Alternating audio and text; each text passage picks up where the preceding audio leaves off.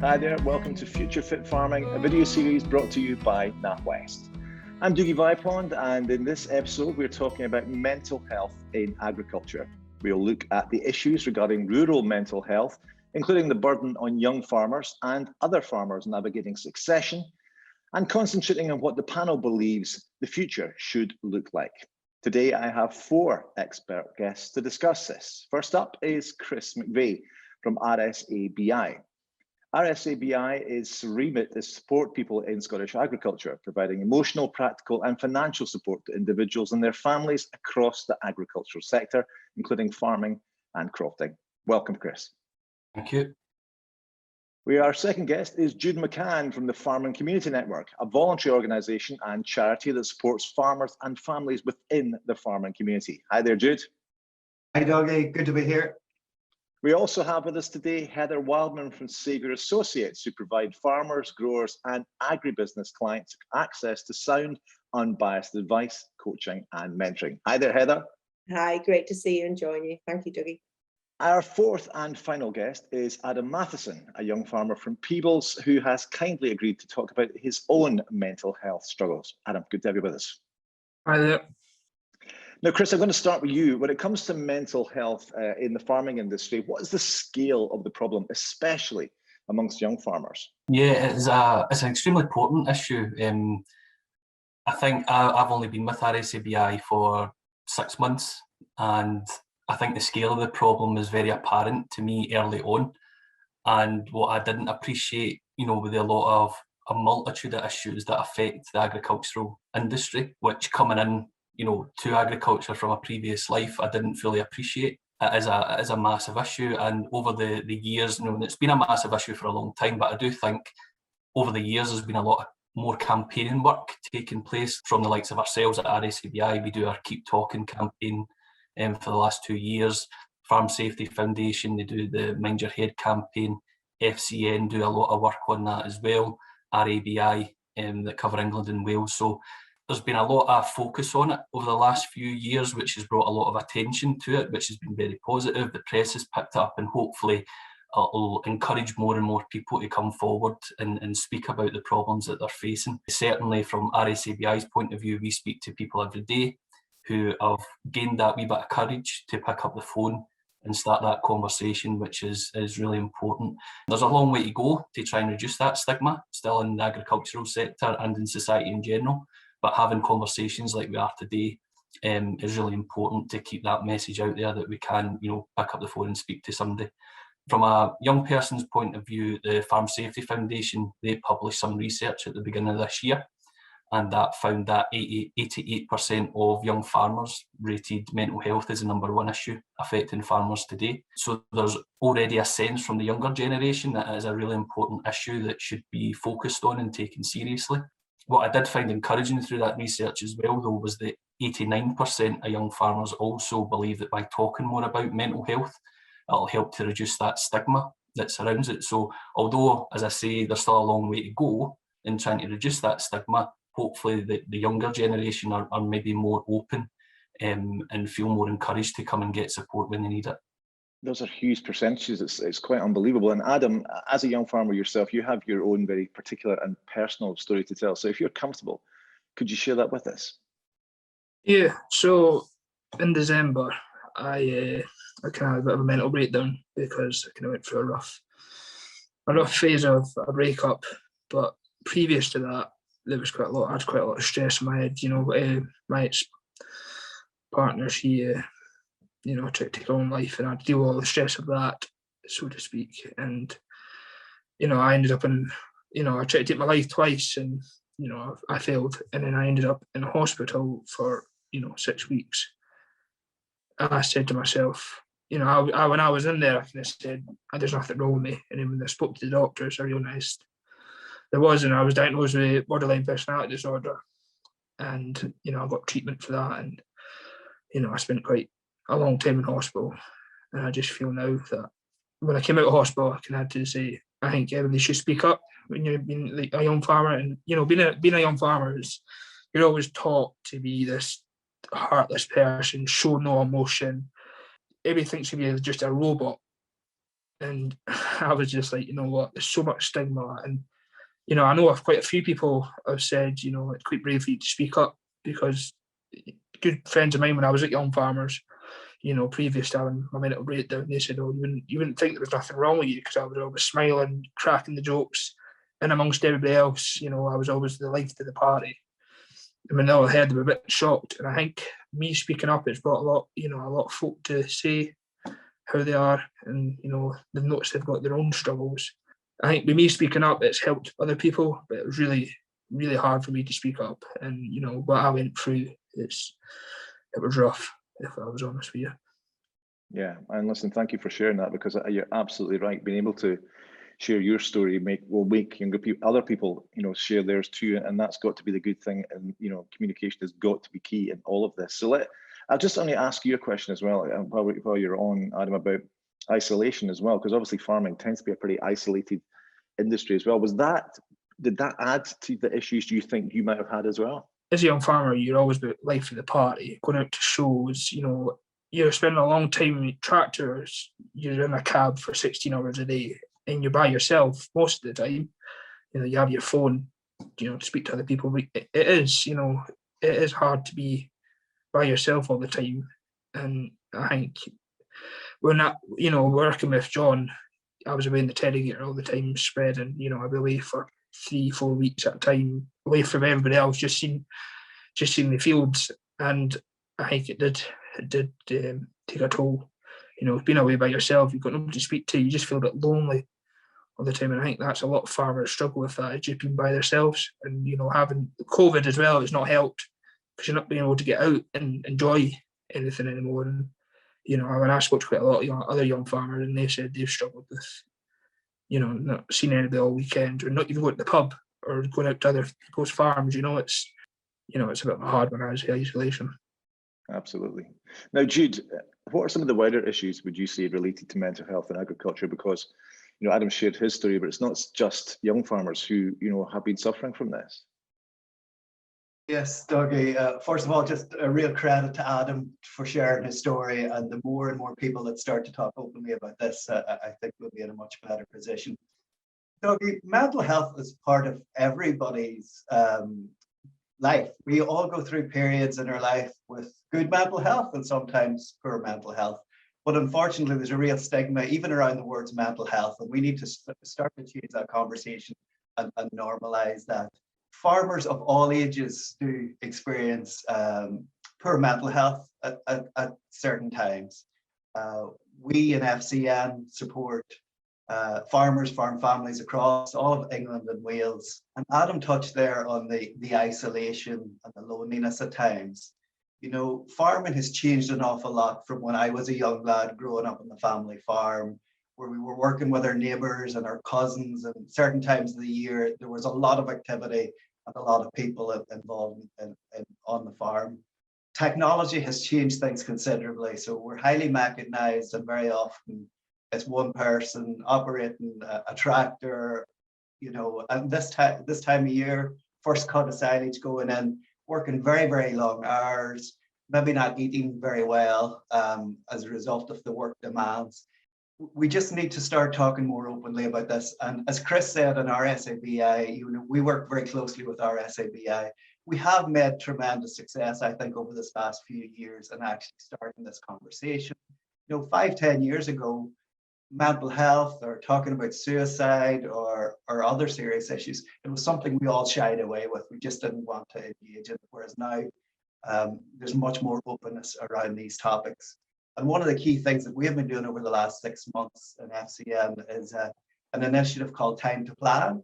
So we're really starting to get people to plan for the future, look at succession, have those conversations. And Heather does fantastic work across the UK in this line of work. But you know, it all impacts our mental health. If we're not having those conversations about what's going to happen in the future, am I going to inherit the farm or should I go and do something else? You know, we need to start planning. We need to sit around the kitchen table, have open, honest conversations about our own mental health. And if things aren't going well, talk to your family, talk to your friends, or talk to an organization like FCN or RSABI. Absolutely. Now, Heather, given all these issues, what support is there out there for new entrants and young farmers actually joining the industry? I think now is as an exciting a time to join agriculture and farming as there's ever been. There's going to be an awful lot of opportunities coming forward, but a lot does rely on the individual themselves of having the network and the contacts to be able to find the right doors to open. And I think industry are collaborating more than they possibly ever have done. You know, there's a lot of new generations, a lot of matching services all over the UK. I know the NFU, the young farmers, and even the government now are stepping up and realising that they need to do this.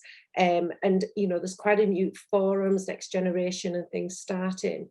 But it really starts with the individual. And, you know, they need to know what they want. They need to verbalise it. And it's about networks. You know, in agriculture, it's always been about not what you know, it's who you know. And it's what's your reputation as a young person, because we do see a lot of, you know, gung-ho young keen enthusiasts, but it is how do they set themselves up, how do they behave, what are their reputations, and really getting out there, getting work experiences within more businesses. It just opens more doors. But I think the industry is becoming more aware of it. I think we've still got a lot to do. But, you know, consultants, the auctioneers, a lot of these people, because a lot of the best opportunities are never advertised in farming, you know, and it really is. So it's about having your vision, your dreams, and then it's verbalizing it. And you know, been saying, oh, young Johnny, young Adam, young Jennifer, young Jane, you know, you two need to meet. Because I think farming is a real changing point now, and young people are going to see more and more opportunities, but it is about having the right network and building that, and not being afraid if someone closes a door on you to kick another door a bit harder. Well, Jude, I know that you are doing some work with the Federation of Young Farmers Clubs on mental health and resilience. So is this an important issue, do you think? Yeah, it's a hugely important issue, Dougie. So yeah, we're working with the Federation of Young Farmers, DPJ in Wales, DPJ Foundation. And really we're rolling out training over the next 2 years, actually. We're starting off online, as we all are having to do at the moment, but in the late summer, autumn time, we'll be doing more of this face-to-face in person.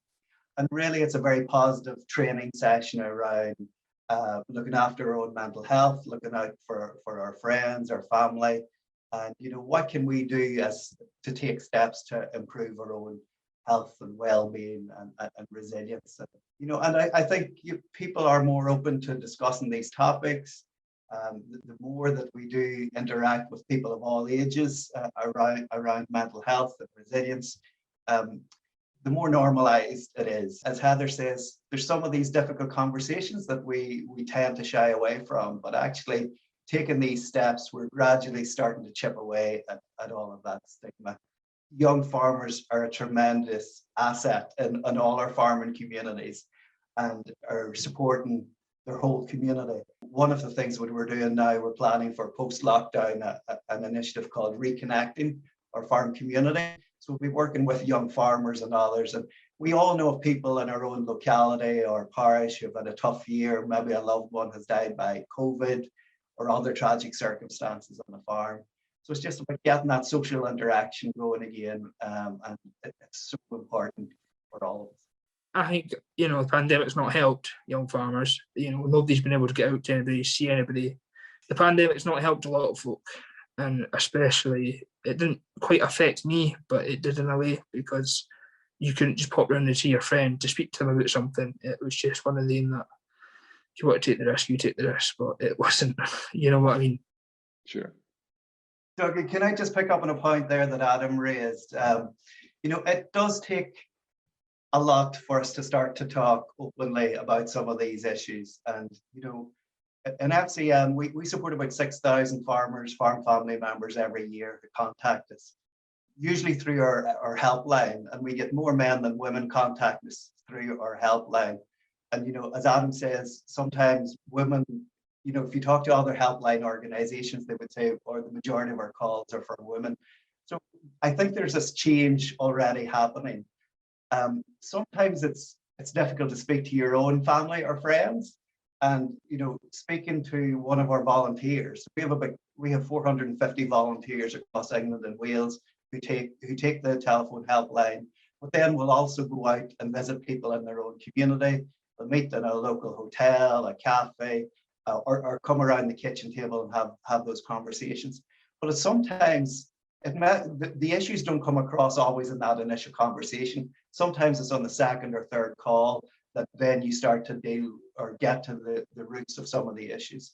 So, you know, I think it's what Adam is doing is just absolutely fantastic, because the more people that hear us talking openly about this, then it gives the rest of us permission to do the same.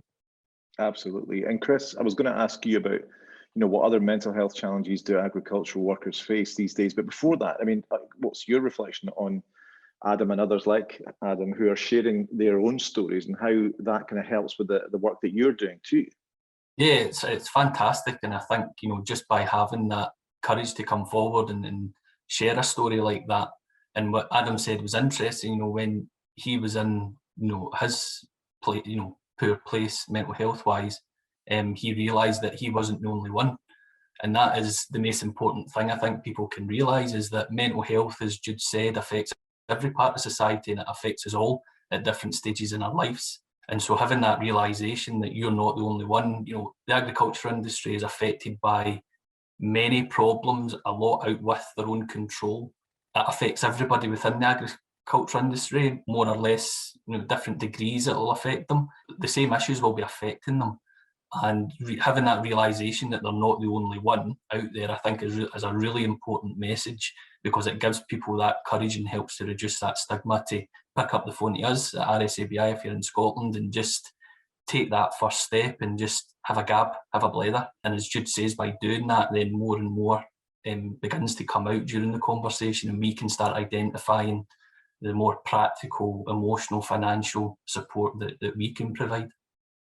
Sure. And what would you say are the wider, you know, mental health challenges within agriculture and what the actual workers face then? Yeah, I mean, there's a lot out there that is currently impacting agriculture, as we all know, and a lot of that is out with your control, you know.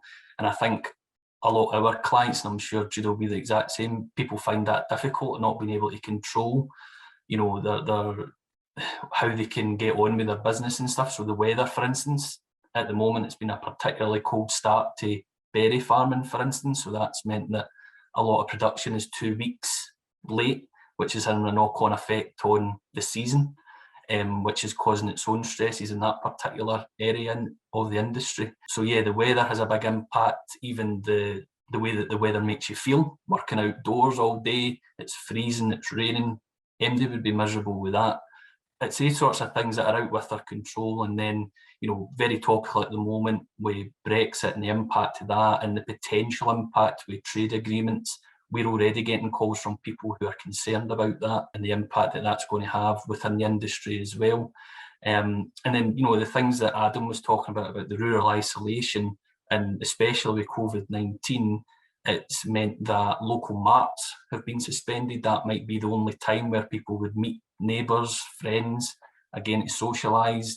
Agricultural shows have been cancelled, and a lot of our clients would plan their summer holiday based on agricultural shows, and that would be when they would get to meet friends that they've maybe not seen for a year, and that's been taken away from them as well. So what they're left with almost is work, and working already long hours, 7 days a week almost, speaking to people, and maybe a concerned family member calls us and they're really concerned about their husband, their wife's mental health.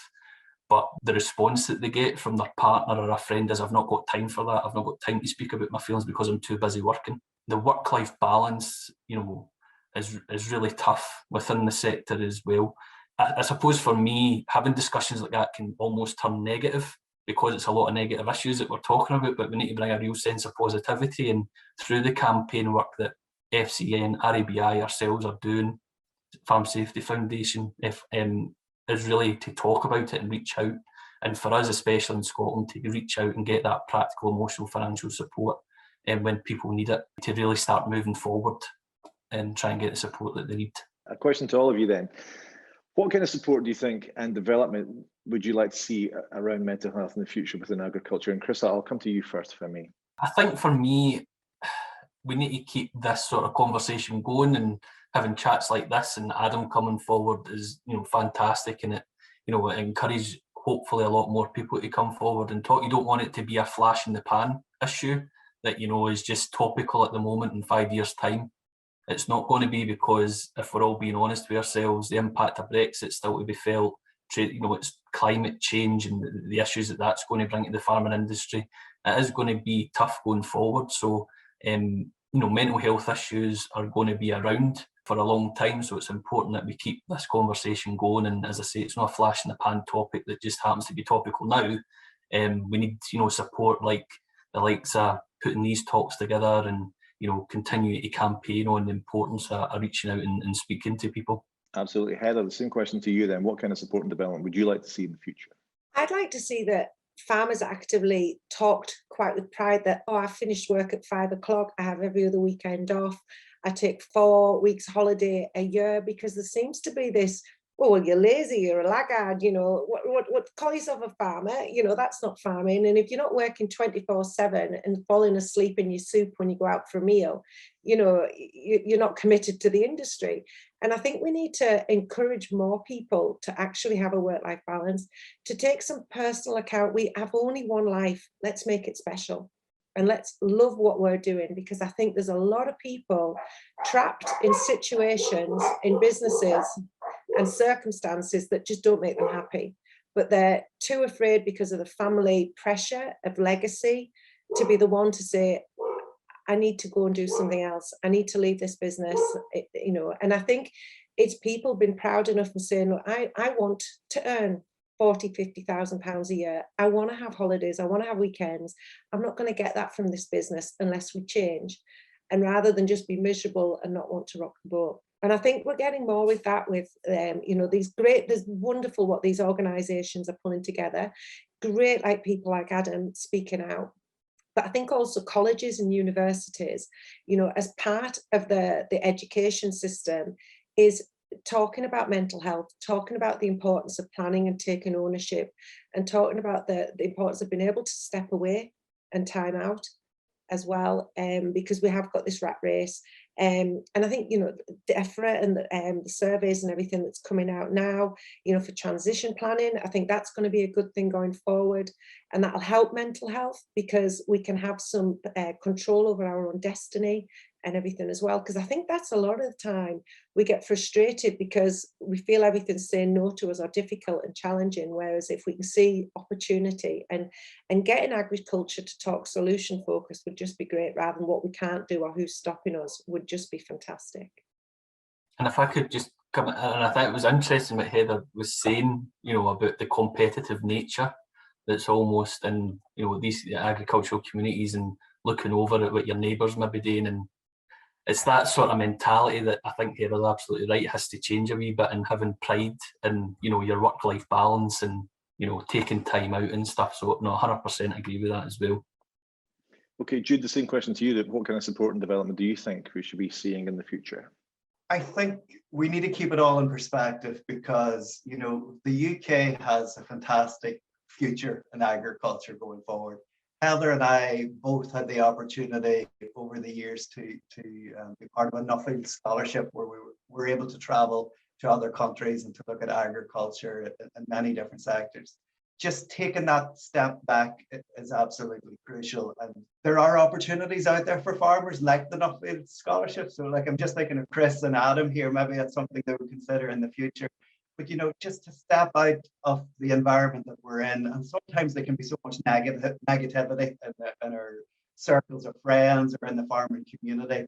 One of the biggest things for me as part of that travel with Nuffield was, we are the envy of the world in many, many parts of the world. The soils that we have, the climate we have, what we can grow. You look at the global population and the demands of food, and, the interest in food that's being produced on these islands. There's a fantastic future, but we just need to focus on that positivity, harness it, and be open about the mental health issues, be open about the success, get those conversations had. In other parts of the world, folks are encouraged to try 10 different things, and if one thing works out, then fantastic.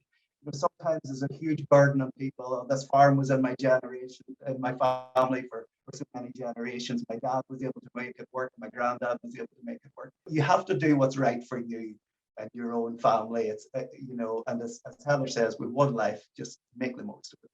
I think also, recommendation for the likes of Adam is build your team around you.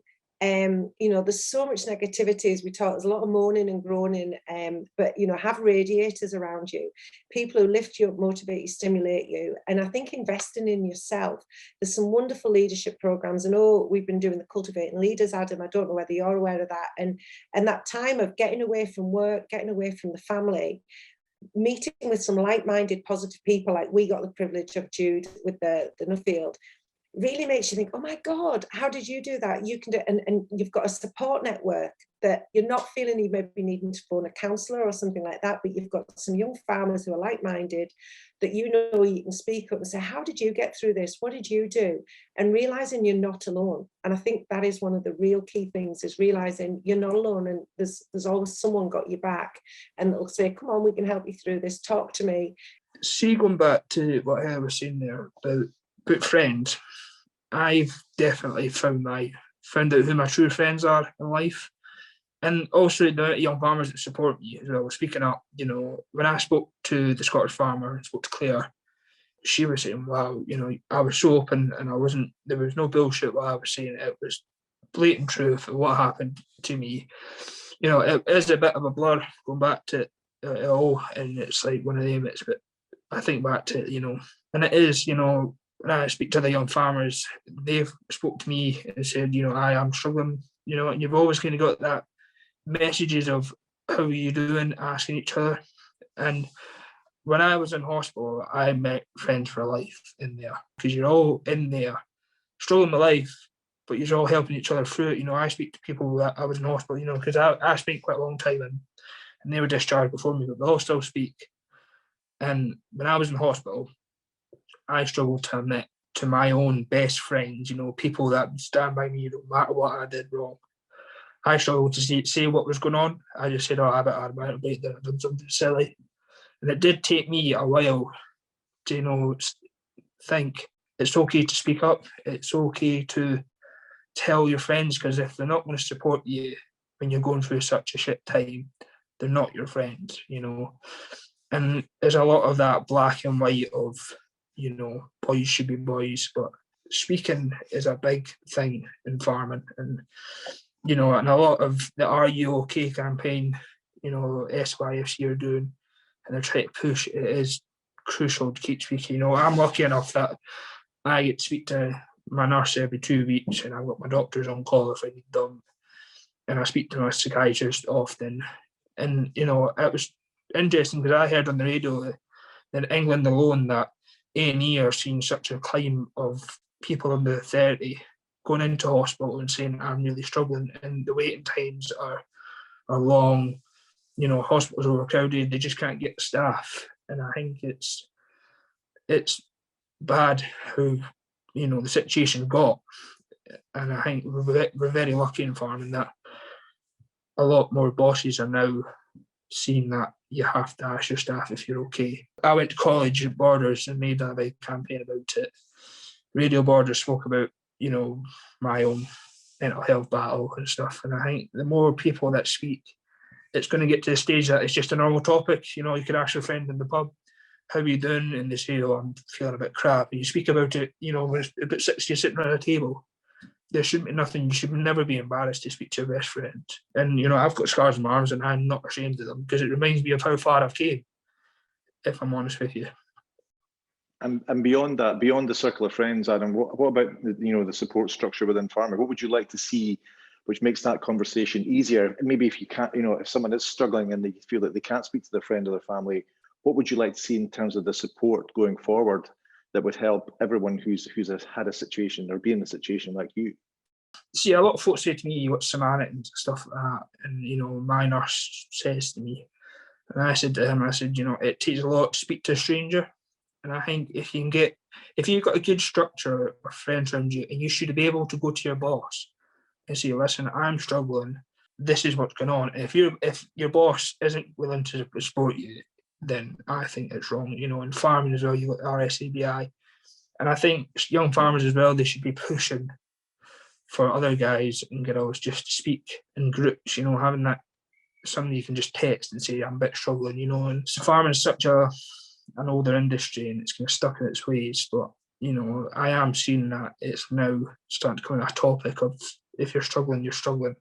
There's nothing to be ashamed of it. And I think that is crucial to keep going forward, is just keep speaking up, you know, like Chris said, it shouldn't just be one, you know, this is a topic now, you know, it should be every time, every month there should be that campaign of just keep pushing the campaign for folk speaking. If people keep seeing the campaign and see other folk speaking up, they're going to realise it's okay to speak up. It's nothing to be ashamed of.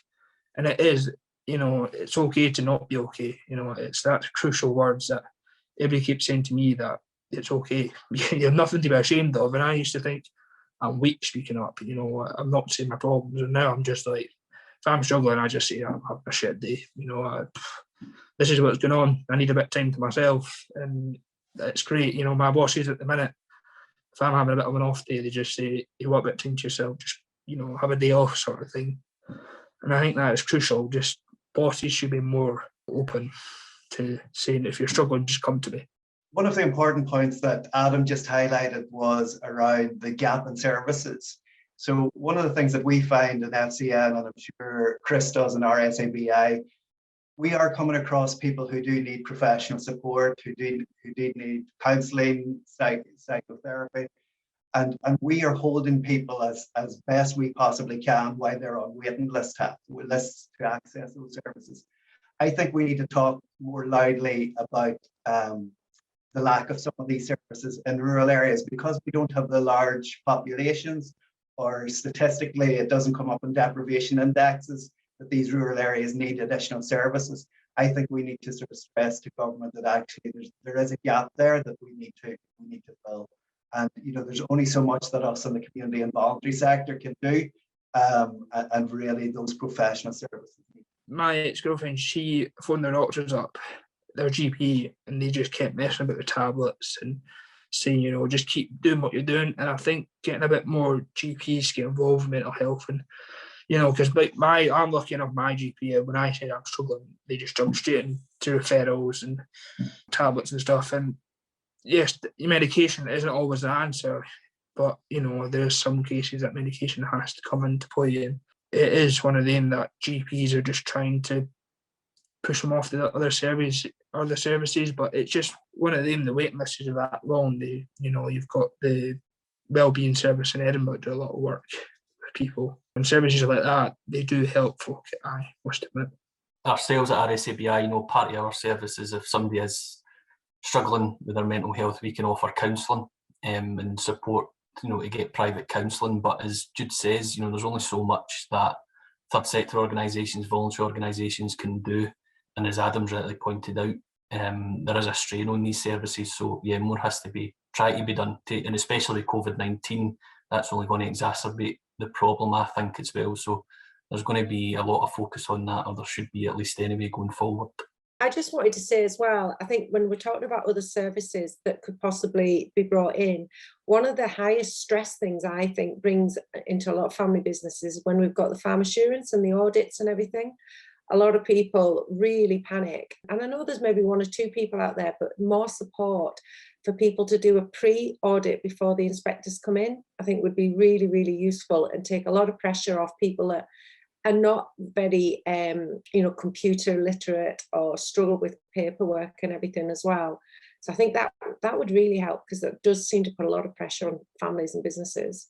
I wonder if we could have a respite centre for burnt out farmers, that, you know, we can send them off to this wonderful oasis, and or even send them to someone else's farm, because, you know, farming someone else's farm is a lot more fun than farming your own sometimes. So doing like some home exchanges, because we always say, oh, we can't get away because who's going to look after the farm or the stock. But if we could maybe do some farm swaps, and you might realise just a change of scene is as good as a rest sometimes. So there could be some other opportunities for working smarter. Lincoln Showground, the farm manager's partner's part of that organisation, and she said that they've now created you know, the young farmers, you go to about, I think it's 25, 28 sort of thing, and you're kind of just like left in the general population. And they've now created this organisational group, so to speak, that's like everybody under 35, you come together, you see each other's farms, you spend time, you talk about things if you're struggling. Basically, like all the young farmers for, I think, if more people like the Royal Helen, if they can do something like that, I think we'll be going far, just for, you know, a group that can come together maybe once a month or whatever it is. I can't remember what they do. What happens to the ones that's over 35? Because I can think of a lot of people in their 50s and 45s that's thinking, because sometimes it can hit you in different waves, can't it? I think it can hit you sort of mid to late teens, and then it can hit you as you've got children and family, the pressure and responsibilities, and then it can hit you later in life. So I think you bang on there, Adam. Young Farmers gives a great pull and community, a purpose. There's lots of mixing and matching and events and things. And then, you know, then if you want to get into the NFU and things, there is all of that, but it doesn't tend to be as fun and as well, I shouldn't say that because it can be, I'm sure, but you know, it can be a lot more political. Whereas if we could have some events and organisations, and I think the Highland Society has got a great opportunity to do something like that. So I'll certainly take that on board, Adam, and see what we can do. Yeah, because I mean, you got that new members hall, you know, even that like people meeting up. You know, I find if you go stock judging, you get a good crack with folk. You know, you're looking around other people's stock, you're having a bit of crack. You can see another way farms work. It can help your own farm, you know, because me, I've been self-employed, worked with other farmers, and I've came to different farms and said, well, maybe you should try this. And it's worked for them. Seeing other people with the way they work and how they do things, it just opens everybody's eyes up. And in this part where I am at the minute, we all work together, you know, we cover about 1,900 acres. But, you know, we all just work together to get the job done. Discussion groups are a great concept and brilliant to get off farm, to meet like-minded people, to share problems, to share issues, and to come up with solutions and ideas. And you bang on, it's about getting off your farm, going on to somebody else's, and just seeing how someone else is doing it and coming back rested and stimulated. I would love to have it brought in, you know, with banks, because when you're farming abroad, you know, a lot of guys have to have qualifications for farming and they have to have a succession plan in place to borrow money. And I think if we had more of that, it would encourage the conversations in businesses as well. So the young people were brought into the conversations, they were brought into the business plan, they were brought into the vision of the business. And I think also, you know, there's a lot of contracts now for farms, you know, so we've got Tesco's, the supermarkets, we've got the abattoirs, loads of different ones, you know, encouraging people to say, well, have you got a succession plan in place? Because when succession plans are in place, we've got innovation. We've got investment, we've got pride, we've got purpose, we've got energy, and it really drives the whole industry and the sector forward. So if we can get more sectors saying that, you know, we have to have this conversation, families, rather than being forced to, there'll be more people going through it in an earlier stage before there's problems, rather than the fallout and there's a clash and everything. I think it's quite hard to get into farming as well nowadays, because like you said, if you don't know somebody, you don't know names, it's hard. But a lot of, like, you know, I was looking at stock and they said, you know, they're looking for apprenticeships. And I think, you know, bringing folk into farming, they may not have any idea what they're doing, but if you're willing to teach somebody, you know, myself, I was brought up in the countryside, and then I got onto a local farm and he taught me everything, and I went onto somebody else's farm and they taught me everything I know now. And I went off and explored, you know, worked around the country, over in Ireland, and try to get that experience. It's hard sometimes because nobody wants to try and take a risk on a young person, you know, and I think it is just trying to get that foot in the door is the hardest thing. A lot of folk want to try and start up their own businesses. They just can't get the funding and all the rest of it. A big thank you to all my guests on Future Fit Farming, brought to you by NatWest. If you or anyone you know has been affected by a mental health issue, information will be displayed on screen at the end of this episode. To find out more up-to-date agriculture content, search NatWest Business Hub /agriculture.